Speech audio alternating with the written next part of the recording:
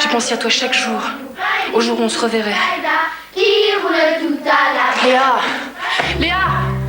C'est quand même ma fille. Qui c'est qui t'a envoyé ça? Vous lui avez dit la vérité? Je t'aime. La vérité? Quelle vérité? Celle qui l'a élevée, c'est moi. C'est quand même sa mère. On se ressemble à ma grand-maman, d'accord? Léa! Attends! Tu partiras dès que je serai sortie. Désolée, madame. Je me suis pas réveillée. Quand la vie sépare une enfant et sa mère, l'Instit les aide à renouer le lien familial. Mercredi prochain sur France 2.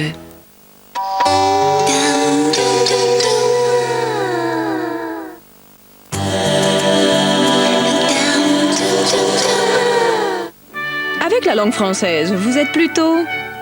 Réponse 1. Oh là là, qu'est-ce que je kiffe le look de Thierry Beccaro. Il est trop classe. Réponse 2. Si je puis me permettre, Sandrine, on dit « je kiffe le look à Thierry Beccaro ». Ah bon?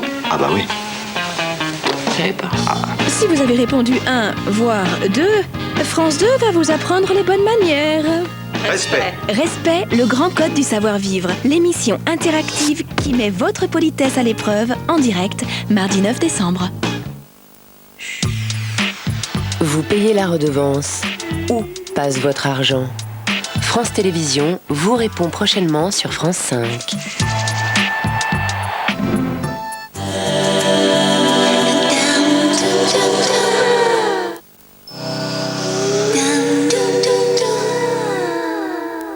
Bienvenue sur le plateau de Ça se discute, avec une bonne ambiance ce soir. Bonsoir, merci de nous recevoir. Nous parlons des relations entre parents et enfants ce soir et d'une façon un peu douloureuse puisque nous allons parler de la séparation. Devenir parent, c'est d'abord apprendre à vivre avec ces séparations douloureuses. La première des premières fois, c'est évidemment l'accouchement, 9 mois de symbiose entre la maman et l'enfant et puis la coupure nette. Viennent ensuite la première fois où son enfant va à la crèche, la première fois où son enfant part en colo et puis enfin les premiers cartons de déménagement quand son ado quitte la maison une fois pour toutes et pour ne plus revenir. Les invités de ce soir se seraient bien volontiers contentés de ces petites larmes, de ces cassures bien naturelles que nous impose la vie, mais eux doivent faire face à des ruptures plus douloureuses. Ils sont séparés de leurs enfants depuis des semaines, des mois, des années. Parfois, ils savent à peine où sont leurs enfants, quelle est la façon dont ils vivent. À la douleur de l'absence vient s'ajouter l'angoisse de l'ignorance. Par exemple, comment continuer à vivre quand on vous arrache à vos enfants? On va poser la question à Nathalie. Bonsoir Nathalie. Bonsoir. Nathalie, vous avez 3 filles, mais vous n'élevez en fait que la petite dernière. Où sont les 2 autres? Les 2 autres sont au Gabon et elles vivent avec leur papa et qui au jour d'aujourd'hui veut pas ni me les... Je ne sais pas où elles sont, si à Libreville, mais je ne sais pas ni où elles sont, ni je peux les appeler, ni rien quoi. Vous n'avez plus de contact avec elles depuis combien de temps? Depuis, je ne les ai pas vues depuis 2 ans et demi et je n'ai plus de contact avec eux depuis l'anniversaire de leur petite sœur, le 17 novembre 2002. Voilà. Quel âge ont-elles? Elles ont l'aînée à 12 ans, la petite en a 8. Je présente maintenant Christian et son fils, Mathieu. Bonsoir à tous les deux. Peut-on garder son rôle de parent quand ses propres enfants vivent au sein d'une autre famille? La question se pose pour vous, Christian. À la suite de votre divorce, vous êtes retrouvé seul à élever vos 4 enfants. Mathieu est le deuxième? Oui, le deuxième. Le deuxième. L'aîné vit loin de vous. Non, l'aîné, lui, près de moi. Elle est près de Bordeaux. C'est l'aîné qui reste près de vous. Voilà. Ce sont les 2 petites qui sont les parties. 2 petits qui sont très loin. Ouais. Qui ont été placés en famille d'accueil. Qui ont été placés en famille d'accueil à Pau. Pourquoi? Oui, je les ai gardés avec moi pendant 3 ans et demi, avec un défilé de nounous, des nounous qui ne satisfaisaient jamais. Et j'avais les services sociaux toujours derrière moi qui me mettaient la pression, me disant « Monsieur, c'est pas possible, pensez bien, un papa, vous travaillez, 4 enfants, vous n'y arriverez jamais. » Et déjà la pression était mise d'entrée, je veux dire, du premier jour où je me suis retrouvé avec mes enfants. Et partant de là, ça a été constant jusqu'à ce que je cède justement à cette pression pour dire en fait...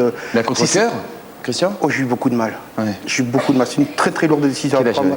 J'ai beaucoup souffert. Quel âge avaient ces enfants? Mais quand je les ai placés en famille, d'abord ils sont partis dans un petit internat. Le petit avait moins de 5 ans, la petite avait 8 ans.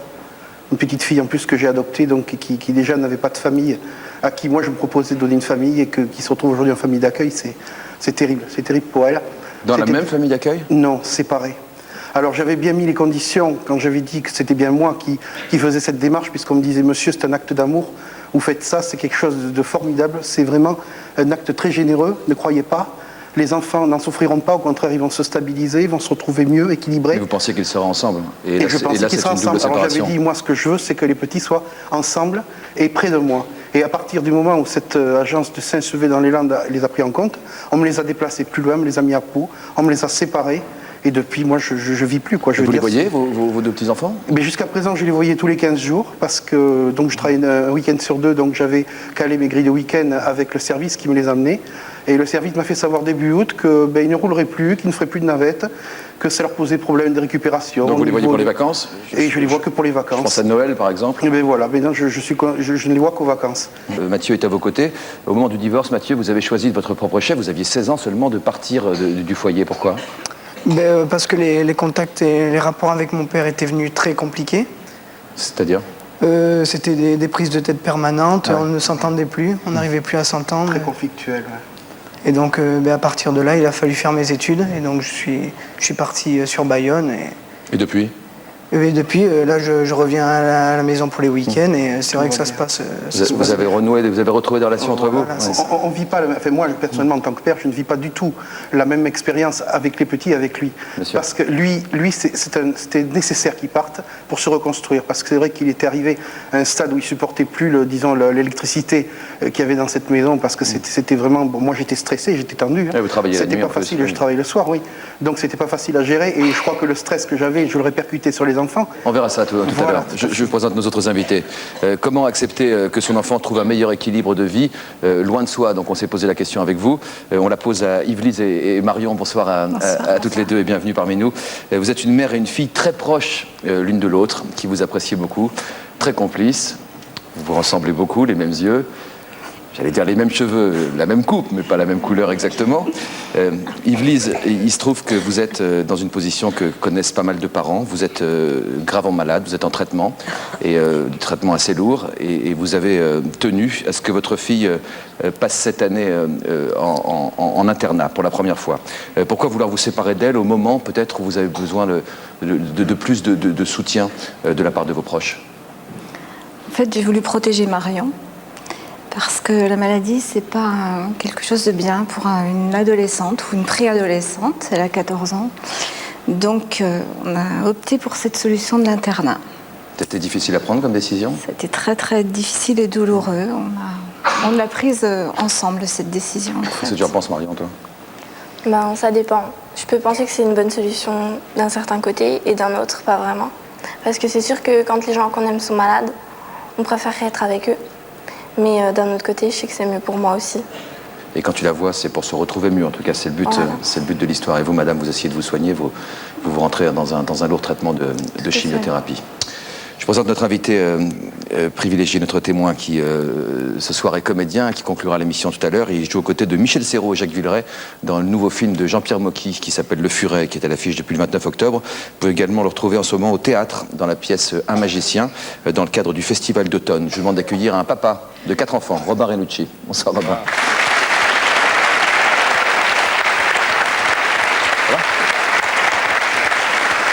Alors, que pensez-vous de cette question a priori? Est-ce qu'on peut se rapprocher de ses enfants en s'éloignant d'eux? Alors si je pense au dicton loin des yeux, loin du cœur, en l'occurrence c'est certainement très difficile. Je pense que l'émission sera extrêmement riche de par la nature des invités ce soir. Et pour ma part, je n'imagine pas une seconde de pouvoir être séparé de mes enfants. Mais c'est propre aux comédiens de devoir s'éloigner de sa maison régulièrement, de devoir partir pour un tournage de quelques semaines, de partir en tournée sur les planches. Comment vous vivez chacun de ces départs et chacun de ces retours?